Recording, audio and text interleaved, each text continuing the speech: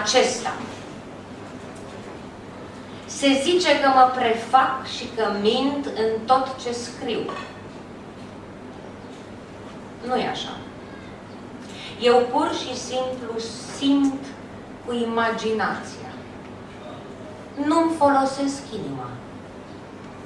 Cele ce sunt trăite sau doar visate, ceea ce îmi lipsește sau prisosește, seamănă cu terasele etajate una peste alta și mereu peste. Iar frumosul acesta e peste. Iată de ce scriu situat în mijlocul lucrurilor îndepărtate, atașat de ele, dar dezlegat, serios doar în cele imaginate.